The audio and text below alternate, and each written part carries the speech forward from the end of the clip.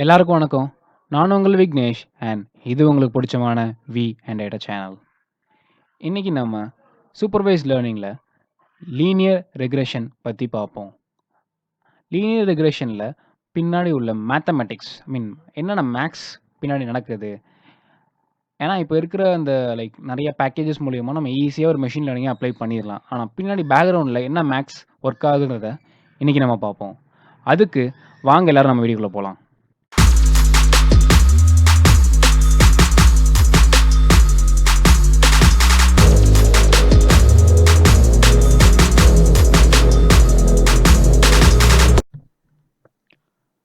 இப்போ நம்ம linear regression பற்றி தான் பார்க்க போகிறோம். லீனியர் ரெக்ரெஷன்னா என்ன, லீனியர் ரெக்ரெஷன் பின்னாடி என்ன நடக்குதுன்னு மாதிரி பார்ப்போம். லீனியர் ரெக்ரெஷன்னா என்ன? லீனியர் ரெக்ரெஷன் ஒரு predictive model X and Y நடுவில் இருக்கிற ரிலேஷன்ஷிப்பை எப்படி சொல்லுங்கிறது தான் லீனியர் ரெக்ரெஷனுங்கிறது. லீனியர் ரெக்ரெஷன் மாடல் என்னது, ஒரு எக்ஸ் அண்ட் ஒய்க்கு நடுவில் இருக்கிற ரிலேஷன்ஷிப்பை சொல்லும். ரிலேஷன்ஷிப் சொல்றது தான் லீனியர் ரெக்ரெஷன். சரிங்களா?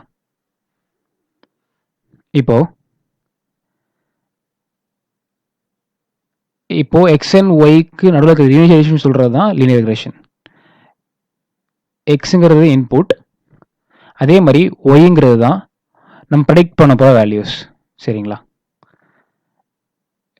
எக்ஸுங்கிறது இன்புட், அதே மாதிரி ப்ரெடிக்ட் பண்ண போகிற வேல்யூஸ், ப்ரெடிக்ட் பண்ணுற வேல்யூஸ் ஒய், அதுதான் ப்ரெடிக்ஷன்ஸ், அதுதான் ஒய்யோட வேல்யூஸ். சரிங்களா? இப்போ ஒரு கிராஃப்ல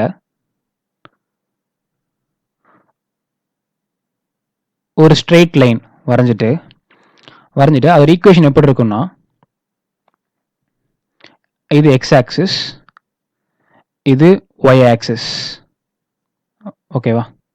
அதோட ஈக்குவேஷன், ஒரு ஸ்ட்ரெயிட் லைனோட ஈக்குவேஷன் எப்படி இருக்குன்னா, Y equal to M X plus B. ஓகேவா? இதுதான் ஒரு ஸ்ட்ரெயிட் லைன் ஓட ஈக்குவேஷன். ஸ்ட்ரெயிட் லைன் ஓட ஈக்குவேஷன் தான் Y equal to M X plus B. M X plus B அப்படிங்கிறது தான் ஒரு ஸ்ட்ரெயிட் லைனோட ஈக்குவேஷன். எம்னா என்ன, பினா என்னன்னு பார்ப்போம். இப்போ எம்ங்கிறது என்னன்னு பினா என்ன பார்ப்போம்னு சொன்னேன். எம்ங்கிறது ஸ்லோப், எம்னா ஸ்லோப். ஓகேவா? பிங்கிறது ஒய் இன்டர்செப்ட் அப்படின்னு சொல்லுவாங்க.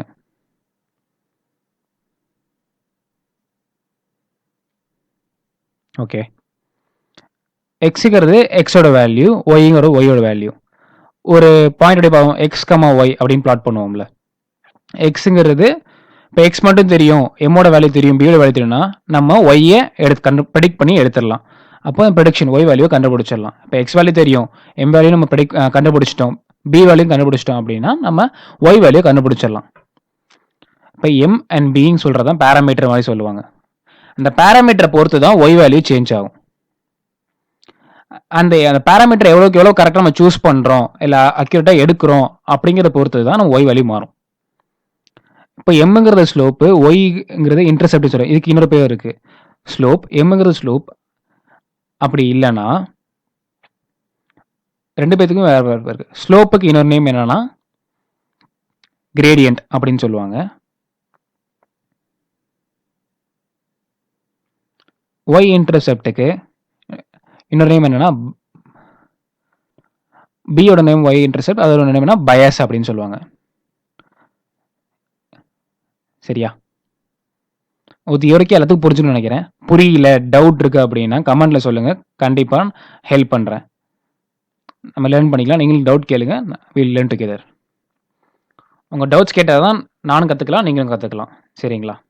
டவுட்ஸ் கேளுங்க. ஓகே. ஒரு எக்ஸாம்பிளுக்கு,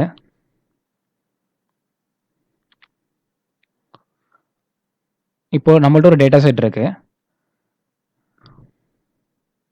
ஒரு 100 200 வேல்யூஸ் இருக்குன்னு வச்சுப்போம். எக்ஸாம்பிள் சொல்கிறேன். இங்கே ப்ளாட் பண்ணுறோம். ப்ளாட் பண்ணிவிட்டு எக்ஸ் அண்ட் ஒய் வேல்யூஸை ப்ளாட் பண்ணிடுறோம். ஸ்கேட்டர் ஆகி டேட்டாலாம் ப்ளாட் ஆகும்ல, ப்ளாட் பண்ணி முடிச்சிடுறோம். இது நம்மளோட ஒய் ஆக்சிஸ், இது நம்மளோட எக்ஸ் ஆக்சிஸ். இப்போது அந்த பேராமீட்டர் கரெக்டாக கண்டுபிடிச்சிட்டு நம்ம டேட்டாக்கு ஏற்ற மாதிரி இப்போ எக்ஸோட ப்ரெடிக்ட் என்ன ப்ரெடிக்ஷன் வரும்னு மாதிரி பார்ப்போம். பேராமீட்டர்னு சொல்லுவாங்க. எம்என்பியை நம்ம கரெக்டாக சூஸ் பண்ணிவிட்டு அப்போது எக்ஸ் வேல்யூ நான் கொடுக்குறேன் அப்படின்னா எந்த எக்ஸுக்கு எந்த ஒய்னு அதை ப்ரெடிக்ட் பண்ணி கொடுத்துரும். பர்ஃபெக்டாக ப்ரெடிக்ட் பண்ணி கொடுத்துரும். ஸ்ட்ரைட் லைனை நம்ம டேட்டாக்கு ஏற்ற மாதிரி ஃபிட் பண்ணணும். இப்படி ஃபிட் பண்ணதுக்கப்புறம் சப்போஸ் அந்த எக்ஸ் வேல்யூ நம்மள்ட்ட டேட்டா அந்த பாயிண்ட் எக்ஸ் வேல்யூக்கு என்ன ஒய் வேல்யூ வரணும்னா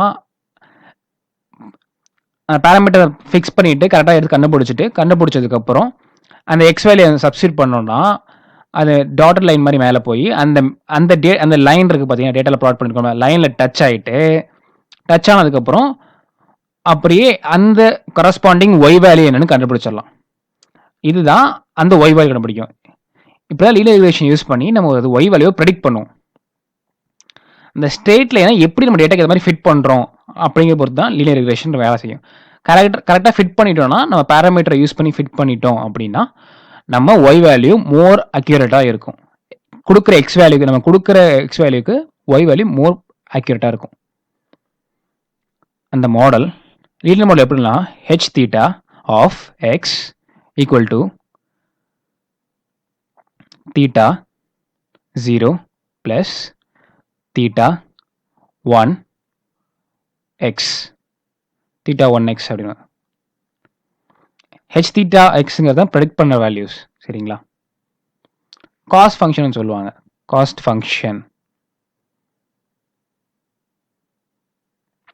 ஃபங்க்ஷன்னா என்னன்னா இந்த காஸ்ட் ஃபங்க்ஷன் எப்போலாம் ரொம்ப ரெடியூஸ் ஆகி கம்மியாக இருக்கோ எவ்வளோக்கு குறைச்சோன்னா நம்ம ப்ரெடிக்ட் பண்ணுற வேல்யூஸ் மோர் அக்யூரேட்டாக இருக்கும். அதுதான் காஸ்ட் ஃபங்க்ஷன். எவ்வளோக்கு எவ்வளோ நம்ம காஸ்ட் ஃபங்க்ஷன் மினிமைஸ் பண்ணுறோமோ அந்தளவுக்கு நம்ம மாடல் அக்யூரேட்டாக இருக்கும், ஹைலி எஃபிஷியண்ட்டாக இருக்கும். நம்ம ட்ரெயின் பண்ணுற வேல்யூஸை ப்ரெடிக்ட் பண்ணுவோம். ப்ரெடிக்ட் பண்ணிவிட்டு அந்த ப்ரெடிக்ட் பண்ண வேல்யூஸும் எக்ஸிஸ்டிங் வேல்யூஸுக்கும் எவ்வளோ டிஃப்ரென்ஸ் இருக்குது நம்ம கண்டுபிடிப்போம். கண்டுபிடிச்சதுக்கப்புறம் கண்டுபிடிப்போம் அந்த வேரியேஷன் எவ்வளோ இருக்கும்போது அப்படி தான் காஸ்ட் ஃபங்க்ஷன். அந்த காஸ்ட் ஃபங்க்ஷனை எவ்வளோக்கு எவ்வளோ ரெடியூஸ் பண்ண முடியுமோ அதுதான் எரர். அந்த எரரை எவ்வளோக்கு எவ்வளோ ரெடியூஸ் பண்ண முடியுமோ நம்ம மாடல் அவ்வளோ அக்யூரேட்டாக இருக்கும். காஸ்ட் ஃபங்க்ஷன் வந்து J theta of 0 theta 1 equal to 1 by 2m summation of I equal to 1 2m till m h theta of x I plus வராது h theta x to the power I minus y of power of I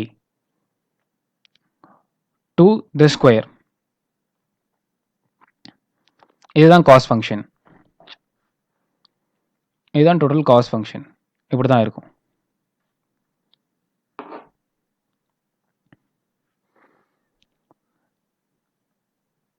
இதுக்கு இன்னொரு name என்னன்னா square error function அப்படின்னு சொல்லலாம்.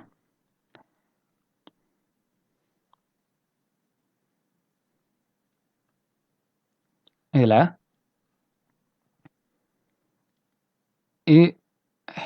நம்ம H theta X ஐங்கிறத predict பண்ணி இருக்கிற வேல்யூஸ், ஒய்ங்கிறது எக்ஸிஸ்டிங் வேல்யூ ஆஃப் எக்ஸ்.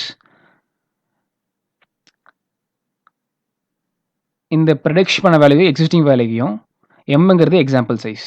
இப்போது எக்ஸ் ஒய் 1 2 3 4 அப்படின்னு டில் 500 வரைக்கும் இருக்குது. இங்கேயும் 500, ஒய் வரைக்கும் 500 வரைக்கும் இருக்குது.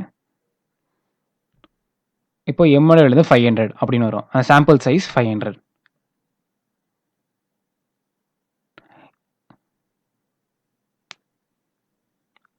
அந்த எம்ங்கிறது ட்ரெயின் டேட்டா, அதோட சைஸ். சரிங்களா? மாடல் ட்ரெயின் பண்ணிட்டு ப்ரெடிக்ட் பண்ணிட்டு இந்த ஒய் வேல்யூஸ் ப்ரெடிக்ட் பண்ண ஒய் வேல்யூஸ்லாம் எடுத்து அந்த ஒய்க்கு வேல்யூ கொடுத்துருவோம். ப்ரெடிக்ட் பண்ண ஒய் வேல்யூஸ்லாம் எடுத்து அந்த ஹெச் தீட்டாவில் கொடுத்துருவோம். அந்த எக்ஸிஸ்டிங் ஒய் வேல்யூ எடுத்து அந்த ஒய் ஆஃப் ஒன் இருப்போம். இதை அந்த சப்ஸ்டிட் பண்ணதுக்கப்புறம் ஒரு எரர் ஃபங்க்ஷன் எரர் வரும், ஒரு வேல்யூ வரும். எவ்வளோக்கு எவ்வளோ கம்மியாக இருக்கோ அந்த அளவுக்கு நம்ம இது அக்யூரேட்டாக இருக்கும். இப்போ எங்கே டியூன் பண்ணுறதுனா அந்த பேராமீட்டர் சொன்னால தட் இஸ் ஹைப்போதசிஸில் வர தீட்டா 0 தீட்டா 1 இந்த எவ்வளோக்கு எவ்வளோ நம்ம பர்ஃபெக்டாக எடுக்கிறோமோ அந்த அளவுக்கு நம்மளோட மாடல் பர்ஃபெக்டாக வேலை செய்யும், அக்யூரேட்டாக வேலை செய்யும். அப்போ காஸ்ட் ஃபங்க்ஷன் ஆட்டோமேட்டிக்காக குறைஞ்சிரும், நம்ம மாடல் அக்யூரேட்டாக வேலை செய்ய ஆரம்பிச்சிடும். ஓகேவா? இது லீனியர் ரெக்ரெஷன் பற்றி.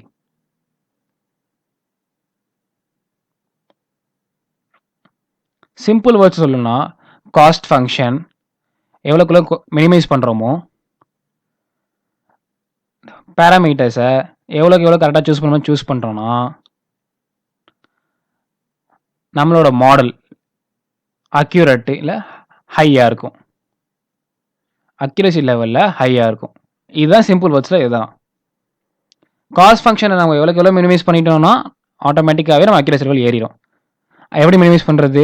நம்ம அந்த பேராமீட்டர்ஸை கரெக்டாக சூஸ் பண்ணணும். அப்படி பண்ணிட்டோம்னா அக்யூரசி மாடல் வந்து இன்க்ரீஸ் ஆயிரும். ஓகேவா? இதுதான் நம்ம ஒரு ரீஇன்டிகேஷன் பார்த்த மேக்ஸ். இதுதான் சிம்பிள் மேத்தமெட்டிக்ஸ் பார்த்தோம், எப்படின்னா ஹேப்பன் ஆகுது அப்படிங்கிற மாதிரி.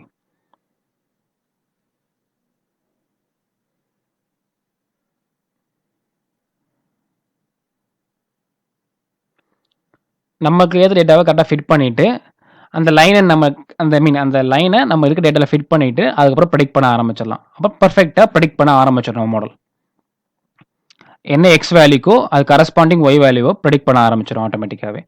அக்யூரசி வந்துடும். அதே மாடல் ப்ரெடிக்ட் பண்ணோம் அப்படின்னா நியர் டு அக்யூரேட் லெவலில் ப்ரெடிக்ட் பண்ண ஆரம்பிச்சிடும். இன்றைக்கி நம்ம லீனியர் ரெக்ரெஷன் பின்னாடி என்னென்ன மேத்தமெட்டிக்ஸ் இருக்குன்னு பார்த்தோம்.